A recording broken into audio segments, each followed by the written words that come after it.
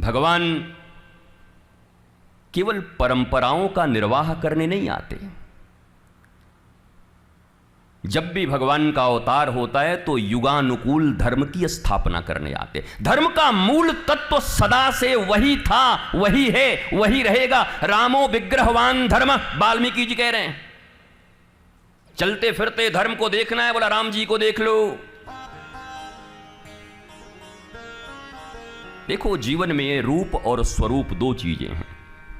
रूप तो तुम बदल लो जैसा चाहो, प्लास्टिक सर्जरी भी करवा लो, खूब अच्छा कर लो, पर स्वरूप, धर्म का आगमन, ईश्वर का आगमन, ज्ञान का आगमन, भक्ति का आगमन स्वरूप के रूप में हो सकता है। पर धनुष्मान ले लो, राम जी बन जाओ। 12 आने का मोर का पंख ले लो और 2.5 रुपए की पगड़ी, 32 रुपए का पीला कपड़ा और 1.5 रुपए की बंसी लेके, हाँ मुरली वाला लग रहा है, कैसा लग रहा है, गोविंद लग रहा है। रूप है, स्वरूप कहां है? षडैश्वर्यशाली संपन्न, षडभग संपन्न, दया तपस्या करुणा तितिक्षा, वो स्वरूप नहीं मिल रहा है। भगवान का आगमन आपके हृदय में, कृष्ण का आगमन अगर आपके हृदय में हो सकता है तो कृष्ण कल क्या हुआ, नंदघर, उनका नाम तो सत्य चित्त आनंद है, सच्चिदानंद। फिर होता चिदानंद, चिदानंद भी नाम है, गोस्वामी जी कहते हैं चिदानंद मैं देह तुम्हारी। और सिर्फ आनंद भी है भैया, आनंद यही, आनंद का उत्स जहां है वही श्री कृष्ण है।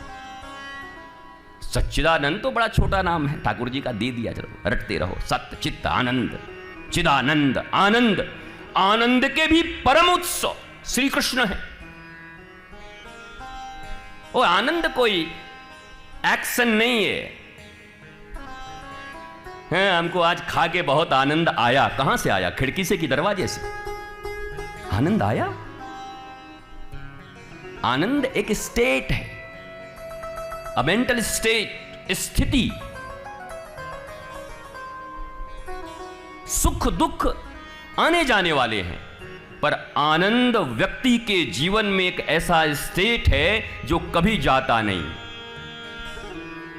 इधर आप रोटी खा रहे हो कि बाहरी मौज फकीर आदि, कभी तो रहते महला बीचा, कभी रहते जमुना तीरा जी, कभी तो खाते चना चबेना, और कभी पूड़ी हलवा खीरा जी, बाहरी मौज फकीर आदि। फीकर सबको खा गई, फीकर सबकी पीर, और फीकर की जो फांकी करे वाको नाम फकीर। ये आनंद की स्थिति है। आनंद बदलता नहीं। जैसे चंद्रमा, चंद्रमा नहीं बदलता,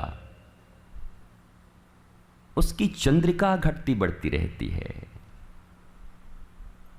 पर वो अपनी ही अवस्था में है।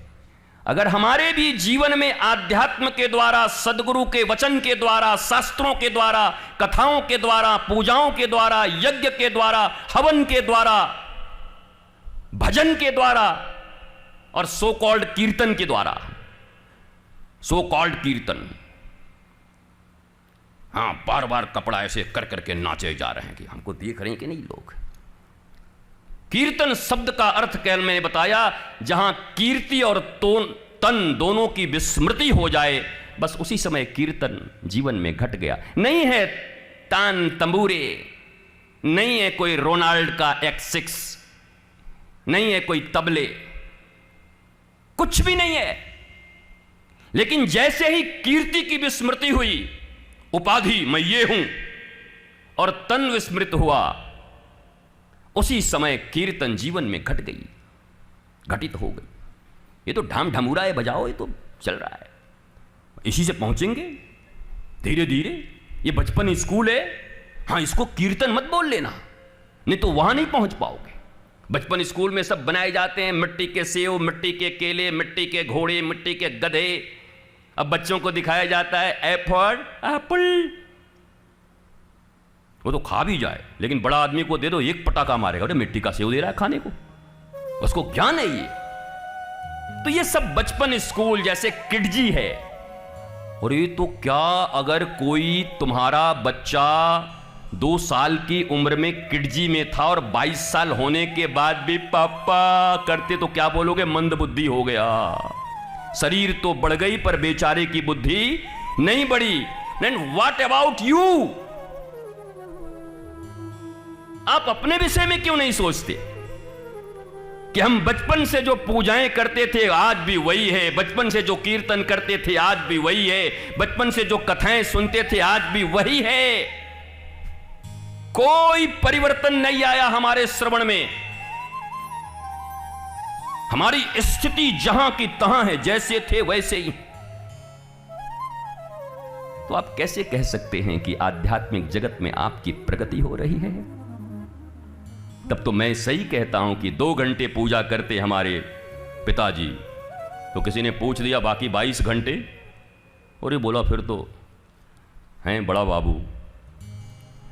2 घंटे प्रहलाद हैं, 22 घंटे हिरण्यकश्यपु हैं। तो याद रख लेना, 2 घंटे प्रहलाद का भी परिणाम तुम्हारे जीवन में मिलेगा और 22 घंटे जो हिरण्यकश्यपु हो उसका भी परिणाम तुम्हें मिलेगा। क्योंकि गीता में भगवान श्री कृष्ण ने कहा है, शुभ करो अशुभ करो अवश्यमेव भोक्तव्यम। चाहे शुभ हो या अशुभ हो।